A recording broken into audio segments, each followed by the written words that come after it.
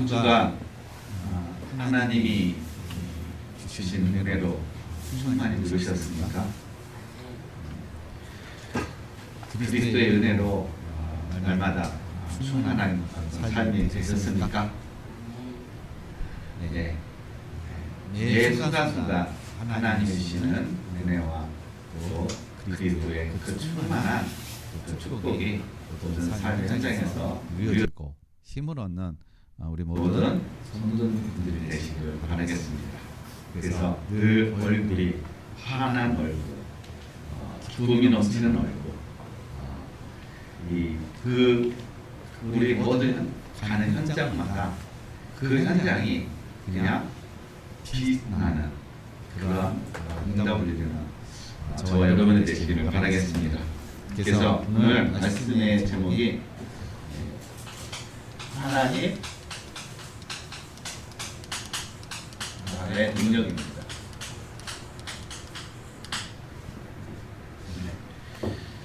네.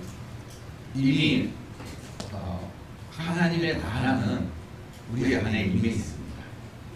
예수 그리스도로 말미암아 하나님의 나라가 이 땅에 오신 거예요.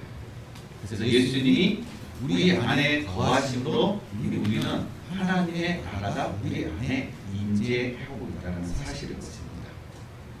그 임재되어 있는 하나님의 나라를 우리는 이제 삶의 현장에서 능력으로 누려야 되는 거예요. 삶으로 누리는 것. 이게 바로 하나님의 나라의 능력인 것입니다. 우리가 하나님의 나라를 우리의 삶 속으로 끌어내는 게 아니에요. 이미 와 있는 하나님의 나라를 우리는 어떻게 누려야 되는가. 오늘 이 응답을 누리시고 이 말씀을 붙잡으시고 모든 삶의 현장에 하나님의 나라의 그 능력을 누려가시는 또 그 하나님 나라의 능력의 그런 증인으로 세워가시는 우리 모든 성도님과 우리 모든 렘넌트가 되기를 예수 그리스도 이름으로 간절히 축원드리겠습니다. 그래서 먼저 우리가 봐야 될 것이요. 오늘 본문 말씀 보게 되면은 15절 말씀 보게 되면은 많은 사람들이 뭘 하길 원하느냐? 스승이 되기를 원해요. 스승이라는 건 가르치는 자. 여기 자리에 서기를 원하는 그렇잖아요. 늘 우리는 뭘 보면은 내 마음에 안 들면 그걸 가르치려고 해요. 야, 이거 이렇게 하면 이렇게 해야 돼. 너 틀렸어. 내가 맞아. 우리 늘 어떤 자리에 있어요? 가르치는 자리에 있단 말이에요. 그러니까 스승의 자리. 나는 스승이 아닌데 아니에요. 나도 모르게 우리는 자꾸 가르치려고. 내가 아는 견문을 가지고 그 지식을 가지고 우리는 가르치려고 한다는 거죠. 여러분 사람이 가르치는 걸 가지고 사람은 안 바뀌어요. 가르친다고 사람이 바뀌는 게 아니에요. 가르치면 자존심 상해요. 네가 뭔데 날 가르쳐? 싸움 난단 말이에요. 그래서 우리는 스승의 자리가 아니라 영적 아기가 되게 돼요. 이 영적 아기가 된다는 얘기냐? 아버지는 뭘 가지고 주냐? 생명을 낳는다. 아버지가 생명을 낳아요. 그래서 아버지의 마음. 아버지는요. 그래서 기다리십니다. 사랑이 있으십니다. 잘못했다고 해가지고 혼내주시는 분이 아니에요. 우리 육신의 부모님은 다르죠? 하나님은 어때요? 아버지의 마음으로 사랑하시고 기다리시고 품어주시는 그런 하나님이라는 거죠. 그러니까 아기의 마음을 갖는다는 얘기는 하나님의 그 마음을 가짐으로 인해서 가르치는 자가 아니라 생명을 낳는 자. 그래서 아픔이 있는 거예요. 아버지는 아픔이 있습니다. 힘듦이 있어요. 왜요? 자녀를 키워야 되니까. 자녀가 건강하게 세워져야 되니까 그 세워질 때까지는요 뭐가 필요해요? 노력과 헌신과 그 모든 것이 필요하다는 거죠. 그래서 그 생명이 어떻게 건강한 자라게. 교회도 마찬가지라는 거예요. 우리는 다 어떻게 해요? 어린아이가 있고 또 청년이 있고 또 장년이 있습니다. 영적으로 얘기하는 거예요. 육으로 얘기하는 게 아니라. 그래서 우리는 항상 뭘 바라봐야 돼요? 아비의 마음, 아비의 신앙, 아비의 그 영적인 자리까지 올라가야 됩니다. 그래야 생명이 어떻게 나아진다. 어린아이는 절대로 생명을 낳을 수가 없습니다. 아기가 돼야 생명을 낳습니다. 그래서 우리가 아비의 마음, 그것을 갖는 저 여러분이 되시길 바랍니다. 그리고요, 오늘 사도 바울이 고백하고 있는 것처럼 누굴 본받으라? 나를 본받으라. 하나님의 나라의 능력을 누리는 사람은요, 나를 본받으라고 자신 있게 얘기했어요. 우리가 이렇게 얘기하면 되게 교만한데, 지가 본인의 자기를 본받으라고 그래? 얘기한단 말이에요. 본인이 얼마만큼 뭐 영적으로 뭐 성장하고 대단하고 능력이 있으면 자기를 본받으라고 그래? 그걸 얘기하는 거야. 참된 능력은 뭔가 우리가 세상적인 관점은요, 능력이라고 하면 뭔가 실력을 얘기하는 거 알고 있어요. 뭔가 다른 사람들보다 특별한 실력을 가져가지고 다른 사람들이 위에 있는 걸 얘기하고 있다는 거죠. 이게 세상인 거야. 우리도 똑같이 신앙도 그런 관점, 그런 생각으로 보는 거야. 그게 능력 있는 사람이고 그리고 영적인 사람이라고 생각하고 있다는 거죠. 사도 바울에게 있어서 나를 본받으라고, 나는 영적으로 많이 성장하고 나는 영적으로 대단하기 때문에 이걸 나를 본받으라고 얘기하는 게 아니라는 거예요. 사도 바울이 나를 본받으라는 얘기는요, 이 4장 10절에서 13절 말씀을 보게 되면요,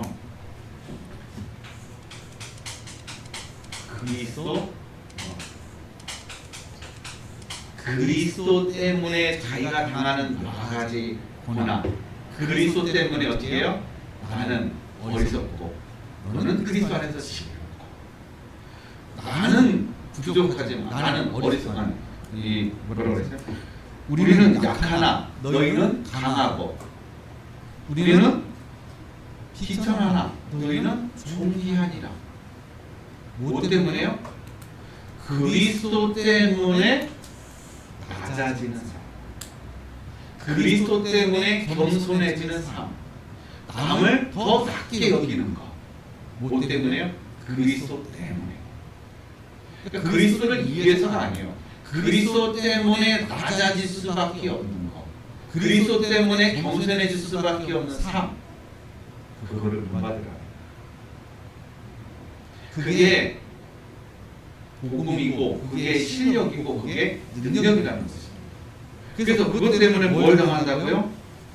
목마르고 헐벗고 매 맞으며 정처가 없다. 나그네처럼 살아간다는 것입니다.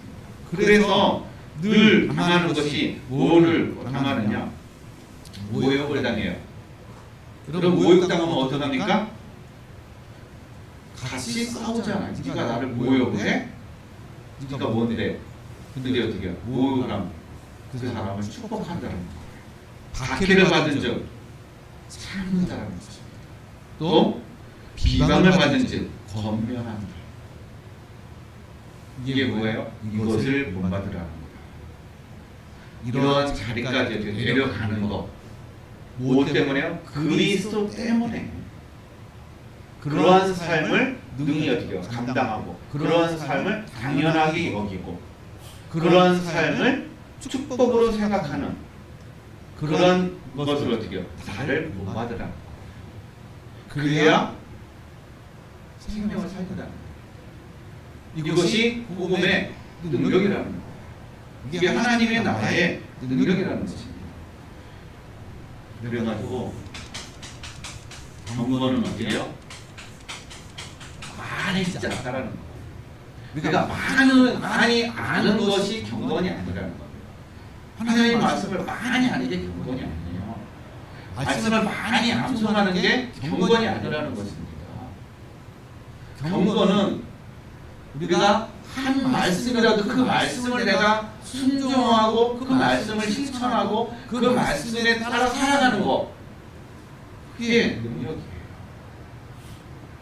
근데 디모데후서 3장 5절 말씀 보면요, 경건의 모양은 있으나 경건의 능력은 부인하니. 왜 경건의 모양은 있는데 정말 그 사람 입에서는 막 정말 대단한 경건의 어떤 그런 영적인 말도 막 하고 그래요. 되게 경건한 것처럼 보여.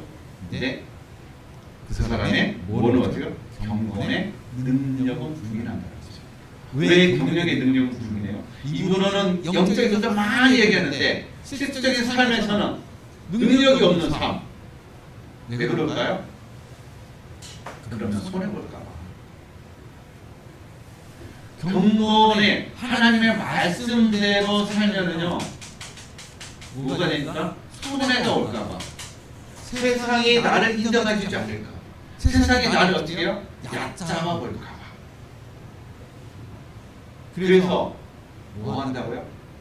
일부러는 경건에 어떤 그런 말, 영적인 말, 그러나 아주 그냥 뭐 지혜롭고 지식적인 말을 많이 합니다. 그러나 실질적으로는 그 말씀대로는 결코 살지를 않는다. 무엇 때문에? 세상 때문에, 사람들 때문에 그렇다는 거죠. 그러니까 말만 많았지 실질적인 삶에서 빛과 소금의 삶이 전혀 안 된다는 사실인 것이죠. 그래서 우리 모든 성도님들, 우리 모든 멤버들은 말씀대로 한번 살아보는, 말씀대로 한번 순종해보는, 그 말씀대로 살아오고 말씀대로 순종했을 때 뭔가 이익이 오고 뭔가 내게 모든 축복이 오는 그것을 생각하지 말라는 거죠. 그럼 그것을 생각하면 계산하는 거예요. 그럼 안 되는 것입니다.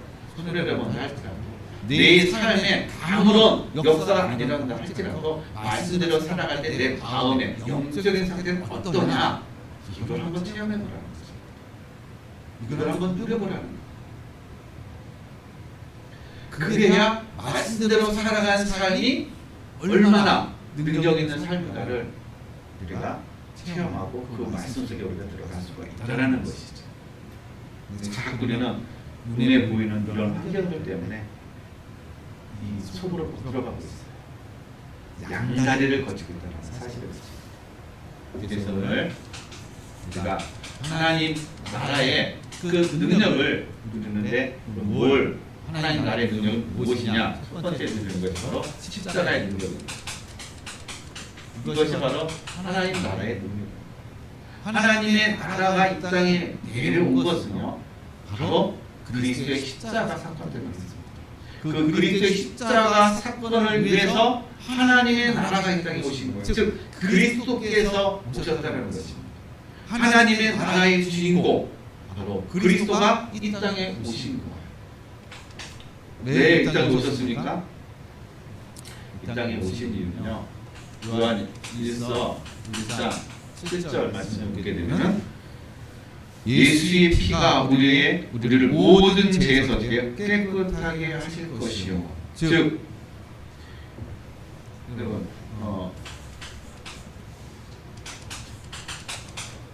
레위기서 17장 11절 말씀을 보게 되면요, 이렇게 말씀하고 계십니다. 생명이 피에 있으므로 피가 죄를 속하느니라 라고 말씀하셨어요. 생명은 뭐하고 연결되어요? 피와 연결되어 있다는 것입니다.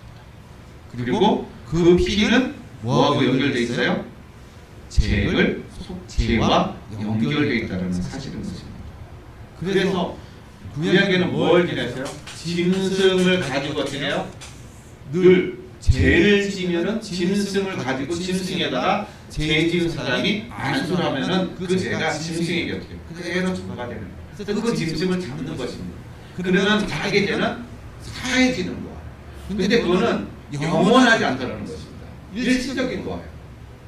한 번으로 그 다음에 또 해야 된다는 것입니다. 그러니까 계속적으로 반복이 되어질 수밖에 없는 것이에요. 그런데 이 예수의 피는 어때요? 한 번으로써 이제 완전하게 신약에 오셔서 예수님이 오심으로 인해서 제 속죄의 양이 되심으로 인해서 우리의 모든 죄를 완전히 해결해 주셨다는 것입니다. 끝내 주셨다는 것입니다. 더 이상의 우리는 이제 짐승을 잡을 필요가 없다는 것입니다.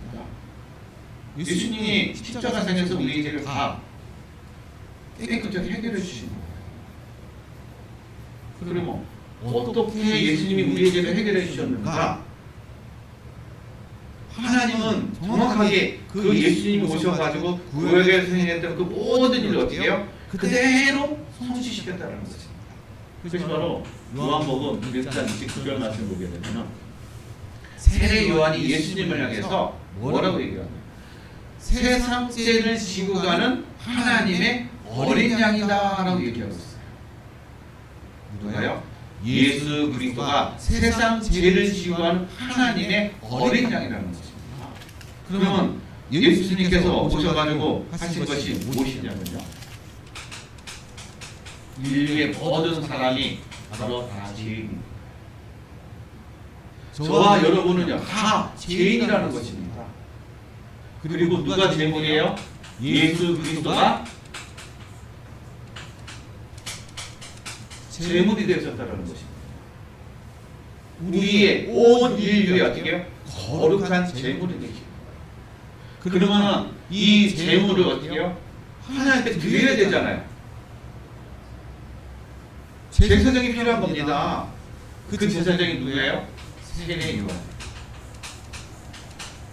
그래서 세례 요한이 예수님이 오셨을 때 세례 요한이 예수님께 뭐라 했어요? 안수한 것이에요. 그 얘기는 우리의 온 인류의 모든 죄를 어떻게 해요? 다 덮어씌운 거예요. 누가? 세례 요한. 대제사장을 대표해가지고 예수님께 모든 죄를 어떻게 다 덮어씌웠다는 것입니다. 그러므로 인해서 그가 어떻게 해요? 십자가에 죽어주심으로 우리의 모든 죄를 다 어떻게 해요? 하나님께 제물로 드려지게 된 거라는 거예요. 구약의 제사의 그 모든 어떻게 해요? 그 형식, 그림자였던 것들이 실제로 이제 시장에 와서 예수님이 실제 제물이 되어주시고, 그리고 세례 요한이 제사장이 돼서 영원한 속죄를 이루어가는 그런 하나님의 그런 일들을 이루어 가셨다는 것이죠. 그것이 바로 십자가의 능력이다. 그래서 지금도 어떻게 해요? 이 십자가의 능력의 사건은 이 사실을 믿는 사람은 죄에서 완전히 해방된다는 것입니다. 죄가 다 사해진다는 사실입니다. 그래서 이 십자가의 고백할 때마다 이 십자가의 능력이 나타나는 것마다 어떻게 해요?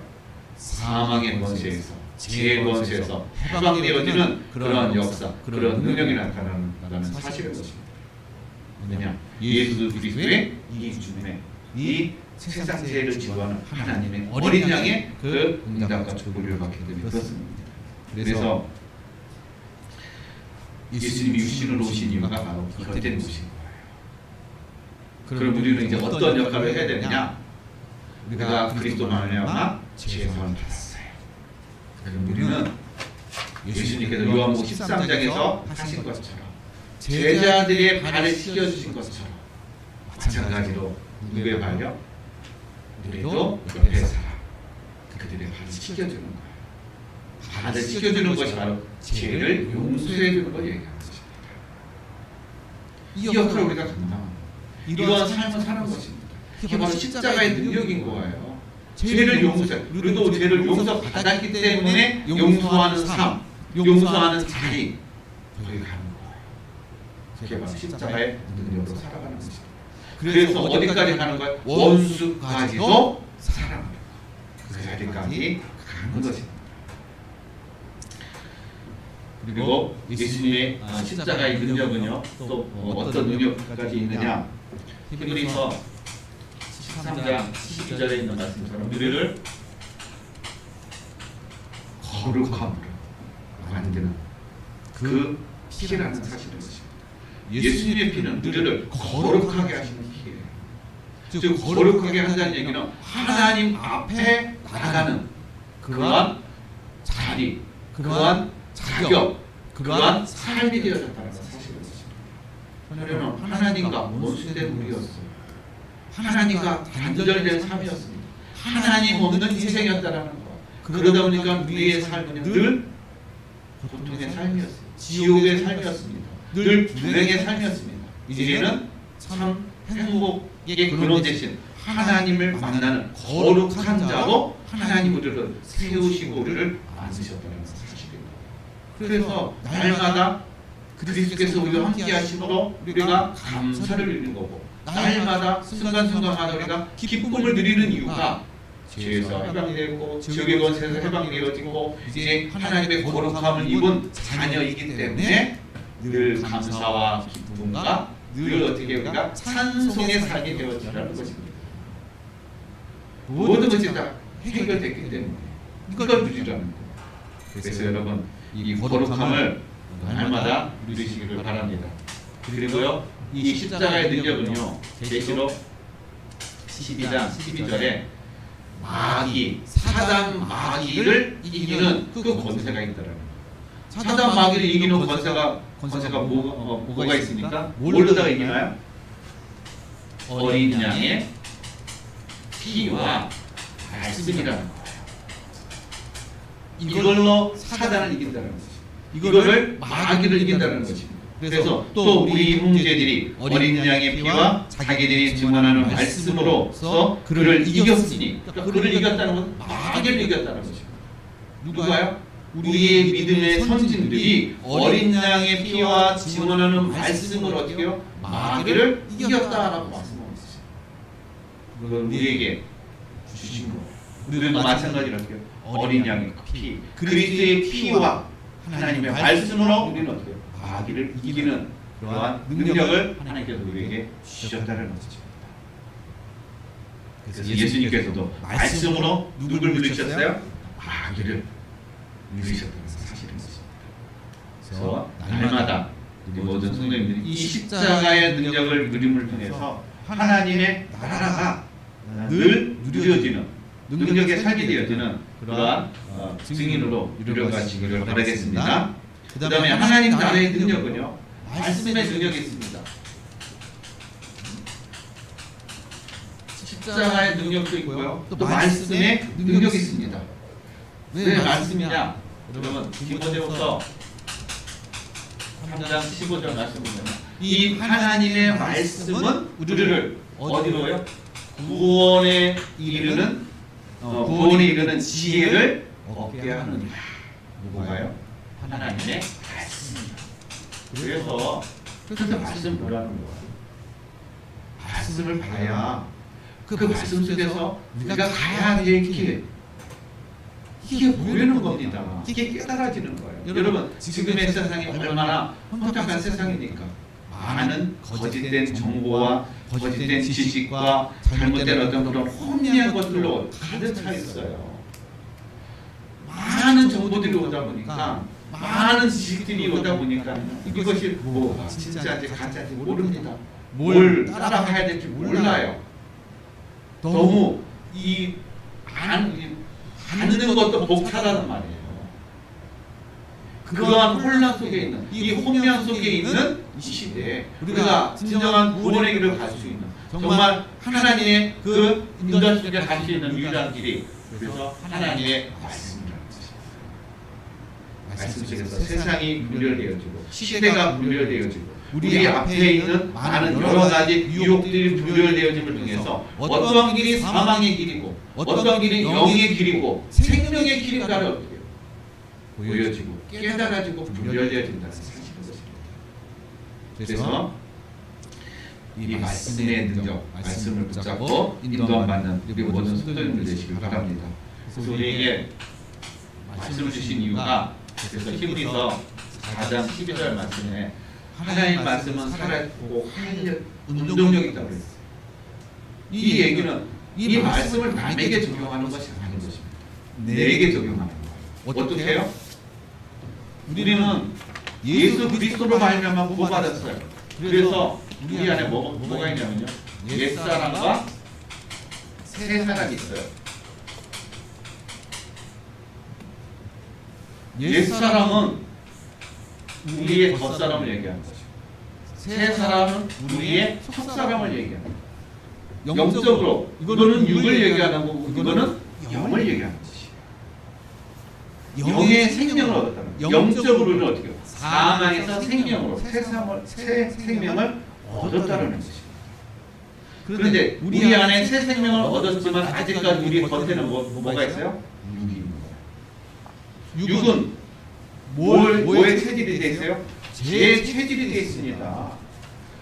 죄의 노예가 되어 있어요. 죄의 습관이 되어 있다는 것입니다. 그래서 사도 바울이요. 나는 공부한 자로다. 이 사망의 누구에서 누가 나를 건져내랴. 이 얘기는요. 사도 바울이 내 안에 두 가지 하나 한쪽 마음은 하나님의 법을 하나는 육신의 법을 따르려고 한다는 그 얘기가 두 가지 마음법이 있다는 얘기가 아니라요. 우리는 애초부터 사망의 법, 육신의 법 아래에 있는 하나님의 법은 터짐없는 그러한 완전히 불가능한 그런 상태에 있었던 존재라는 사실을 얘기하고 있는 것입니다. 그래서 여기에서 절대로 하나님의 법 그 안으로 들어올 수 없는 우리였는데 그리스도로 말미암아 하나님 우리에게 어떻게 해요? 영적인 새 생명을 주신 거예요. 그래서 영적인 새 생명을 너에게 줬으니 얻었으니 이제는 뭐예요? 육의 삶에 지지 말라는 거예요. 죄의 노예가 되지 말라는 거예요. 육신의 생각에 따르지 말라는 것입니다. 너희가 육신의 체질대로 육신이 가는 대로 옛날에 그 습관, 옛날에 그 삶 그걸로 가지 말라는 거예요. 그래서 어떻게 하라는 겁니까? 그래서 말씀을 통해서 어떻게 내 영의 생명, 영의 힘을 통해서 이 육신의 삶을 어떻게 해요? 그거를 자꾸 찔러 쪼개고 어떻게 해요? 그것을 흘러나가는 거예요. 죽이라는 거예요. 육신의 삶을 자꾸 죽이라는 거예요. 죄의 삶을 자꾸 죽이라는 것입니다.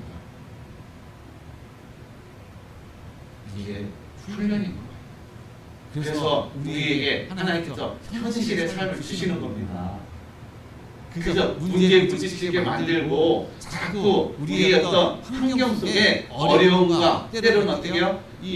우리가 이해할 수 없는 그런 일들을 계속 부딪히게 만드는 이유는 이제 모든 것들이 영적으로 보라는 거예요. 전에는 육적인 보이는 것에 이 네가 원하는 거, 바라는 거 그것만 따라가던 삶에서 이제는 새 생명의 삶으로 어떻게 해요?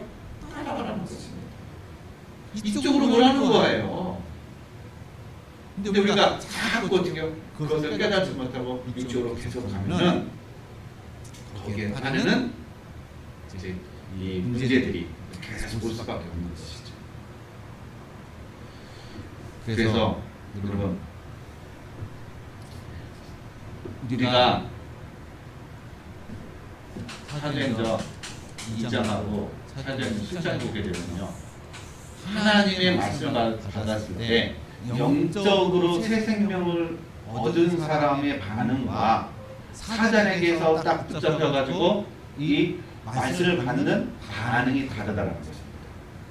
사도행전 2장의 베드로의 설교를 들었을 때 많은 사람들이 마음이 다 똑같이 찔렸어요. 스데반의 설교를 들었던 사람들이요 그들이 똑같이 마음에 찔렸어요. 근데 2장에 있는 사람은 우라 어찌할까? 우리가 어떻게 해야 우리가 구원을 받을 수 있습니까?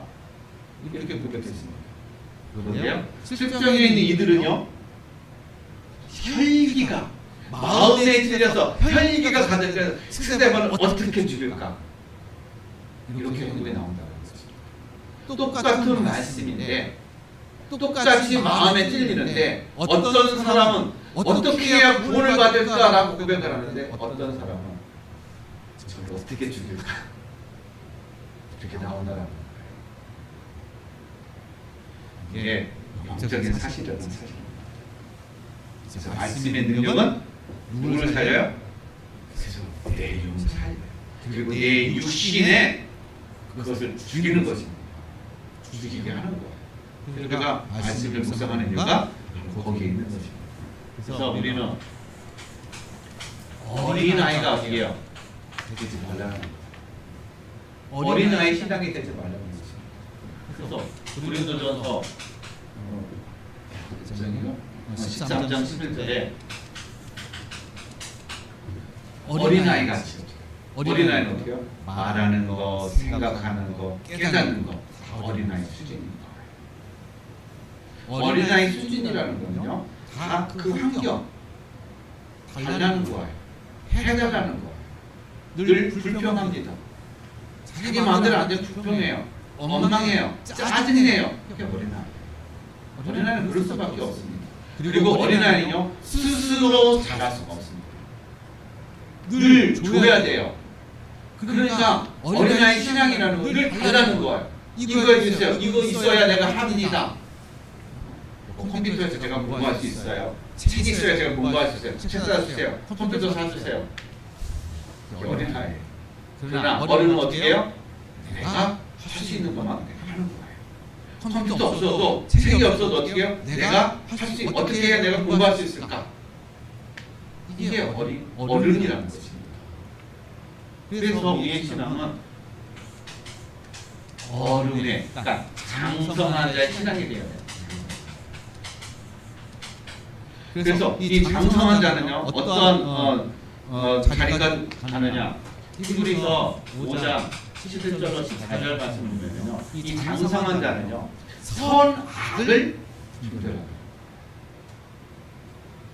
장성한 자는 영에 뭘 깨달았어요? 의의 말씀을 체험한 자라.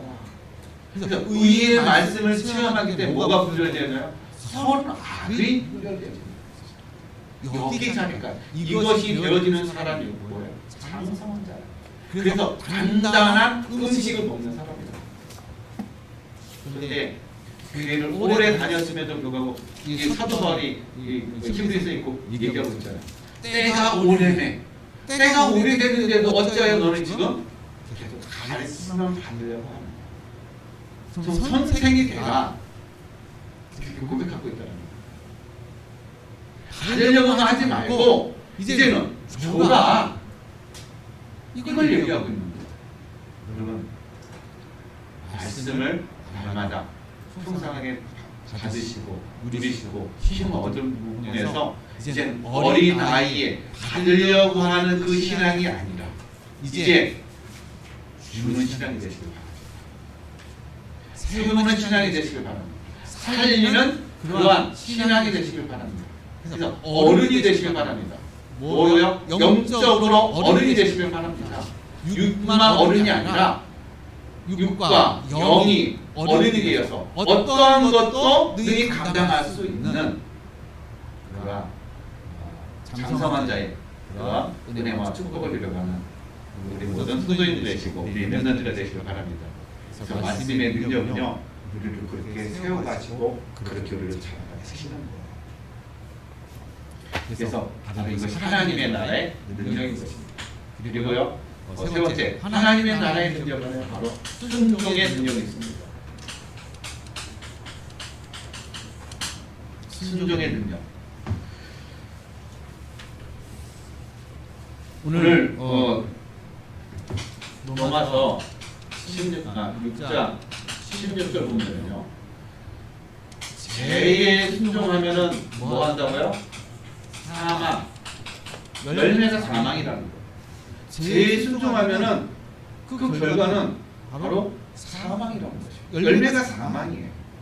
그러나 순종의 의를 따라가면은 어떤 열매? 의의 열매를 맺어간다는 거죠. 그래서 저와 여러분은 죄종이 아니라 이제 순종의 어떻게요? 종 하나님의 종이라는 거예요. 그래서 사도 바울이 얘기해요. 너희는 이제 하나님의 종이 됐으니 이제 영의 생각을 가지고 뭘 하라고요? 이게 죄의 노예가 되지 말고 죄에 끌려다니지 말고 그거를 죽이라는 거예요. 죄의 특성을 죽이라는 거지. 그래서 하나님의 의로 나가라는 거예요. 하나님의 의를 누리라는 것입니다. 이게 바로 우리가 순종하는 그런 여기에 순종하는 삶이 되어야 된다. 그러나 우리가요 제족이 되면요 뭐에 굴복 제족이라는 것은 뭐냐? 하나님의 의에 굴복하지 않는 것이 바로 제족이에요. 하나님의 의. 그러니까 하나님의 의라는 것은요 하나님의 구원의 역사와 하나님께서 우리를 만들어 가시고 세워 가시는 그것에 내가 순복하지 않는 자들, 순복하지 않는 삶, 그게 바로 제종. 그게 바로 육신으로 살아가는 겁니다. 하나님 우리를 영적인 존재, 영적인 생명을 주셨어요. 의의 열매를 맺게 하셨습니다. 이제는 육의 일을 보고 영의 열매를 맺어가는 저와 여러분의 삶이 되시길 바랍니다. 그래서 우리가요 사무엘상 19장 22절에서 3절 말씀을 보면 여러분 예배 아무리 많이 드려도 뭐가 안 되면요 순종이 안 되어지면은 필요가 없다. 예배 몇십 년 드려도 한 번도 안 빠지고 드려도 순종이 안 되어지면 의미가 없다. 여러분 그리고요 뭐가 하나님의 말씀을 듣는 거 아무리 우리가요 예배를 많이 드려도 말씀이 듣는 것들이 안 되어지면은 의미가 없다는 거예요. 그래서 순종이 제사보다 순종이 제사보다 낫고 듣는 것이 수양의 기름보다 나으니 아무리 우리가 예배를 많이 드려도 순종 안 하면 빵인 것입니다. 아무리 우리가요 뭘 하더라도요 예배를 많이 드리는데 말씀이 들리지 않아요. 말씀을 안 들으면은 우리가 아무 의미가 없다라는 거예요. 우리가 말씀 듣는 이유가 뭡니까? 말씀에 순종하기 위해서 듣는 거예요. 말씀은 우리가 그걸 지식으로 하기 위해서 듣는 것이 아니라는 것입니다. 그래서 여러분 예배도 중요하지만 더 중요한 것은 예배를 통해서 주시는 말씀을 통해서 순종되어지는 삶이 중요하다. 그래서 사울왕이 어떻게 해요? 그게 순종이 안 되어진 거예요. 예배만 중요시 여긴 겁니다. 그러니까 월급까지 한 거예요. 그러니까 왕의 차례까지 어떻게 해요? 빼앗기고 말하더라는 것입니다. 그리고요 순종은 우리가 순종하는 데 있어서 뭘 가져가느냐? 지금 내게 지금 있는 것을 가지고 순종하는 것. 하나님이 우리에게 없는 걸 가지고 순종하라고 하지 않습니다. 있는 걸 가지고 순종하는 것이죠. 그래서 열왕기상 7장 8절로 24절까지인가요? 네. 거기 보면 사르밧 가부가 나옵니다. 자, 이 사람은 시돈 사람이에요. 사르밧 가부. 그리고 또 한 사람이 누가 있느냐? 여인이 이세벨이 있습니다. 이세벨 여인 똑같이 시돈 사람이에요. 같은 고향 사람입니다. 사르밧 가부도 시돈 사람이요. 이세벨도 시돈 사람이었습니다. 하나님이 이 두 여인을 통해서 이 엘리야를 통해서 이 이스라엘에 3년 6개월 동안 비가 오지 않음으로 인해서 가뭄으로 인해서 올 것이 없는 거예요. 그리고 왜 그 나라에 가뭄이 들었느냐? 이세벨이라는 이 여인이 이스라엘의 왕비로 시집을 온 겁니다. 정략 결혼을 한 거예요. 이 아합왕이요. 왜 정략 결혼을 하냐? 그 당시에 이스라엘이 여러 가지 경제적으로나 무역적으로나 어떤 이 대외적으로나 어려움이 있었습니다. 그랬을 때 이 이스라엘이라는 그 나라, 시돈 나라 그 나라하고 이 정략 결혼을 함으로 인해서 이 여인을 통해서 그 모든 경제와 무역과 삶의 그 모든 것들이 회복되어져 가는 어떤 그런 이 기회를 얻게 된 것입니다. 그러니까 이 여인에게서 뭐가 온 거야? 자기의 권력이 온 겁니다. 힘이 생긴 거야. 자기의 그 힘과 권력을 가지고 이제 이스라엘의 그 모든 영적인 분위기를 어떻게 해요? 다 우상의 영적 분위기로 만들어버린 거예요. 자기가 제사장이 되어버린 거예요. 여제사장. 그래서 결과적으로 이스라엘을 완전히 멸망케 하는 어떤 그런 역할을 감당한 것이 바로 이세벨이라는 것이죠. 그런데 똑같은 지방에 있는 이 사노바 가부는요, 가뭄이 들어서 이제 하루 그냥 먹을 양식밖에 없었어요. 하나님이 엘리야를 이 가부로 보냅니다. 보내가지고요, 이 가부에게 가가지고 이 가부에서 거기서 살으라는 거예요. 언제까지요? 가뭄이 끝날 때까지. 가서 보니까는요, 이 여인이요 이제 나무를 주워가지고 이제 한 끼 빵을 구워가지고 자기 아들과 먹고 이제 죽으려고 준비하고 있었던 거예요. 근데 엘리야가 가가지고 이 여인한테 당신 가가지고 떡을 구워가지고 나한테 갖다 달라 라고 얘기합니다. 스스로가 안 맞잖아요. 지금 자기 한신이 두 식구가 먹을 그 양식밖에 없는데 그 양식을 뺏거나 마찬가지예요. 나한테 달라는 거예요. 그런데요, 이 여인은요, 고백합니다. 내가 오늘 이것을 이 빵을 구워가지고 내 아들과 내가 먹고서나 죽으려고 했습니다.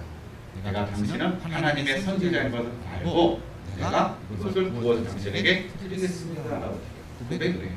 그 여인이 순종합니다. 그리고 나니까 어떤 일이 일어나요? 가뭄이 끝날 때까지 통에 가루가 어떻게 해요? 끊이지 않고 기름병에 기름이 어떻게 해요? 끊이지 아니었다라고 했어요. 그러면서 그 여인이 그러면서 16절에 뭐라고 얘기하거든요.